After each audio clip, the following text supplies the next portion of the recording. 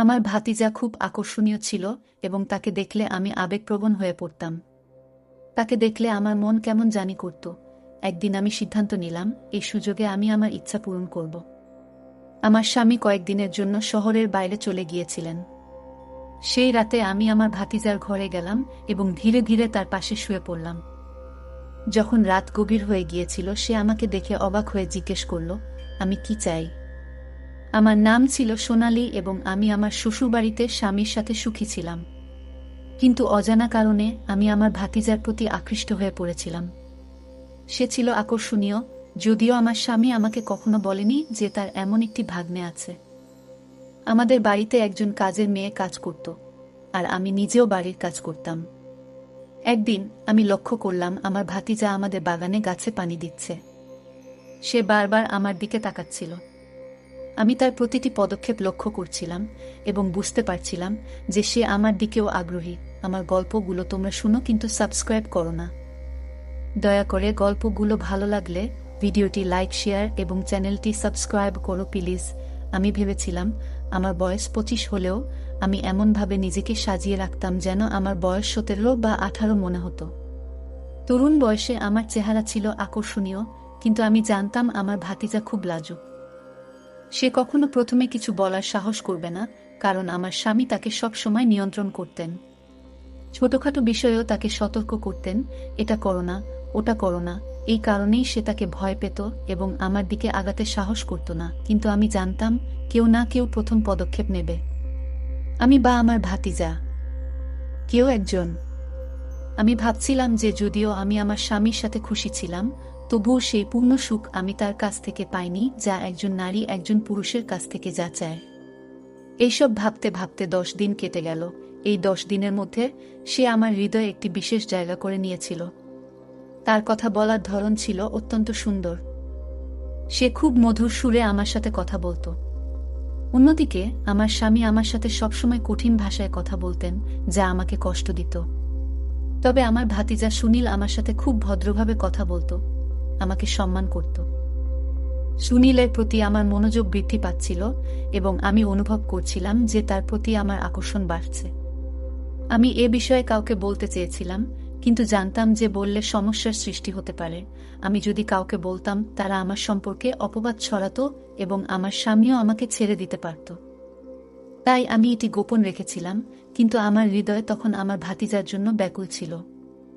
একদিন আমি সিদ্ধান্ত নিলাম যে সেই রাত আমি তার সাথে কাটাবো। আমার স্বামী কাজে বাইরে যাচ্ছিলেন আর আমি খাবার তৈরি করে দ্রুত খেয়ে নিলাম। রাত গভীর হলে আমি ধীরে ধীরে তার রুমের দিকে এগোলাম। আমার হৃদস্পন্দন দ্রুত হচ্ছিল, কিন্তু আমি থামিনি।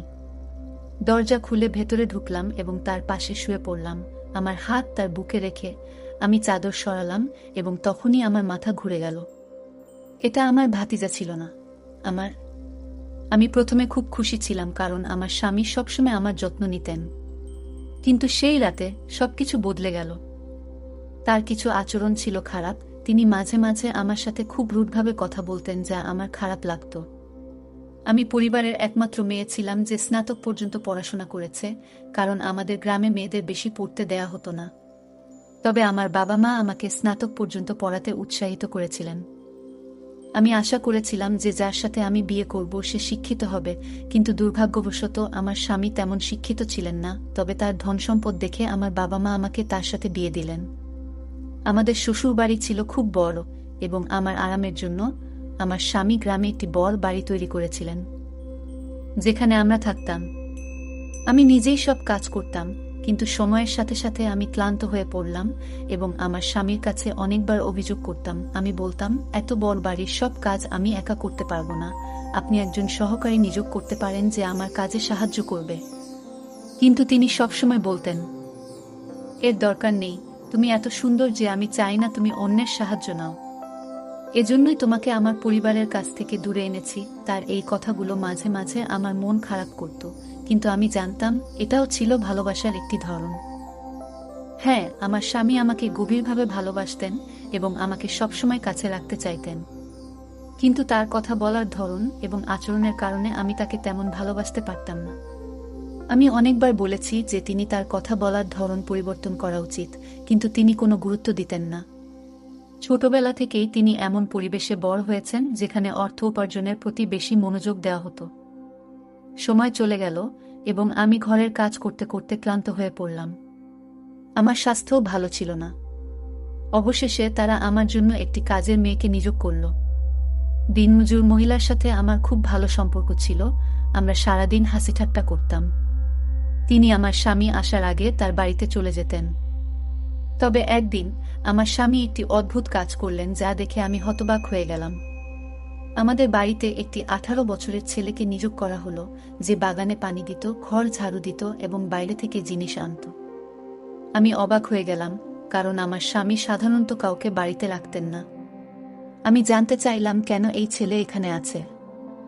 কিন্তু আমার স্বামী বললেন, তুমি ক্লান্ত হয়ে পড়ছ, তাই আমি চাই এই ছেলে তোমাকে সাহায্য করুক।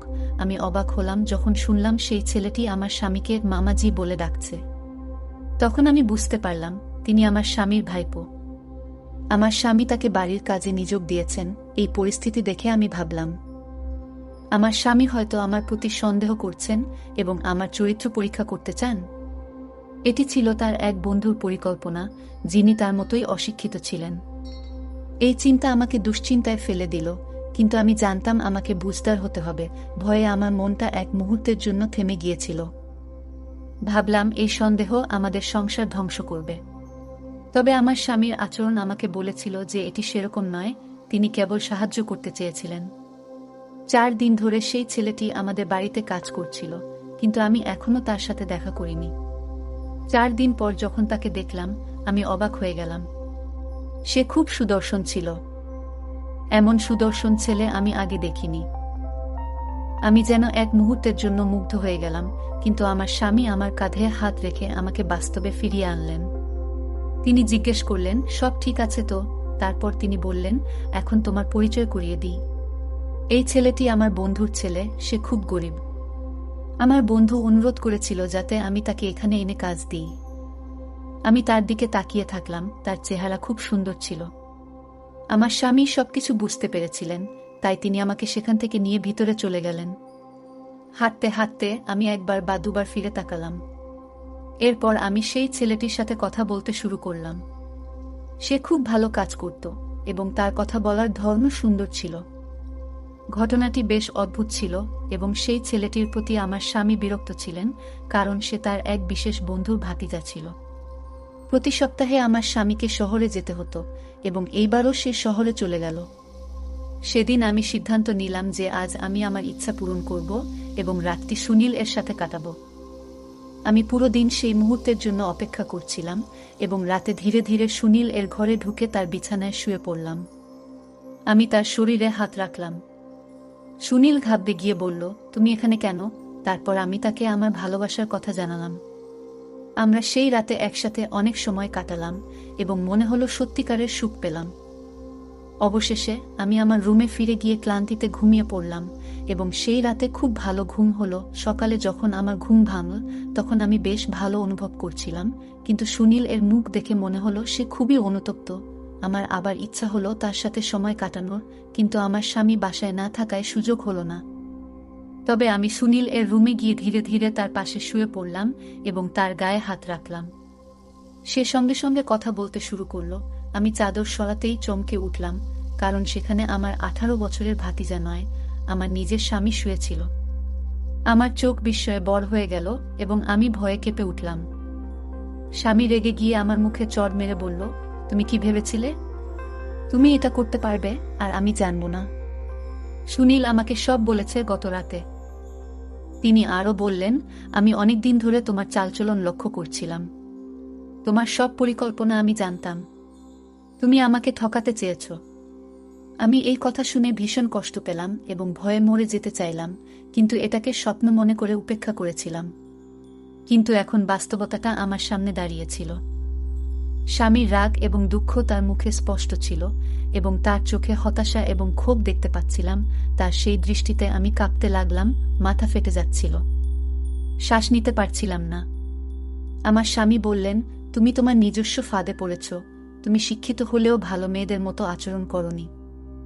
আমি তার হাত থেকে নিজেকে ছাড়িয়ে নিয়ে আমার রুমের দিকে দৌড়ে গেলাম, আর সে আমার পেছন পেছন আসছিল। আমি ভয়ে কাঁপছিলাম, কারণ আমি জানতাম এখন আমার সাথে কি ঘটতে যাচ্ছে। আমার স্বামী আমাকে জীবিত ছেড়ে দেবেন না, এবং এটা আমার প্রাপ্য ছিল। এত ভালো স্বামী থাকা সত্ত্বেও আমি অন্যায় করেছিলাম। শয়তানের ফাঁদে পড়ে রুমে ঢুকে দেখি তিনি কোথাও নেই। ভয়ে আমি সেখানেই থেমে গেলাম, কারণ আমার সামনে মৃত্যুর ভয় ছিল। তিনি বাইরে থেকে জোরে জোরে ডাকতে লাগলেন, তুমি যদি 5 মিনিটের মধ্যে বাইরে না আসো, তাহলে আমি তোমাকে ডিভোর্স দিয়ে দেব। এই কথা শুনে আমার মনে হলো মৃত্যুর চেয়েও খারাপ কিছু।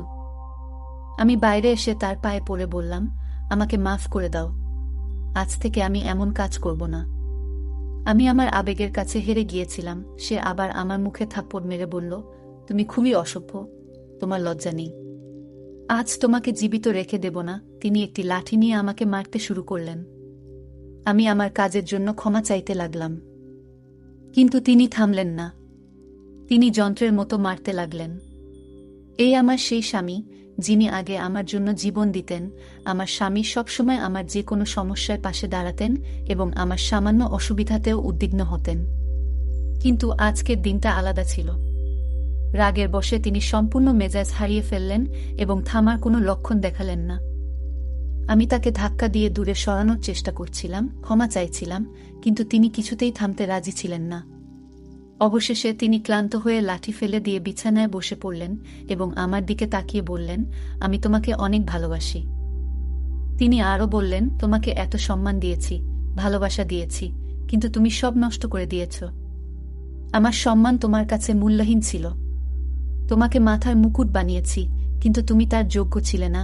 আমি তার দিকে তাকিয়ে বললাম, তুমি যদি আমার সাথে সঠিকভাবে ব্যবহার করতে এবং সঠিকভাবে কথা বলতে, তাহলে আমি কখনো এমনটা করতাম না। আমি শুধু তোমার দিকেই মনোযোগী হতাম। আমি তোমাকে অনেকবার বলেছি তোমার কথা বলার ভঙ্গি বদলাতে, কিন্তু তুমি কখনো শোনোনি। তিনি বললেন, তুমি আমার কথায় পাত্তা দাওনি, তাই আমিও পাগল হয়ে গেছি। কেন ঘরের ভিতর এমন করেছ? আমি তার সামনে দাঁড়িয়ে কাঁদতে লাগলাম।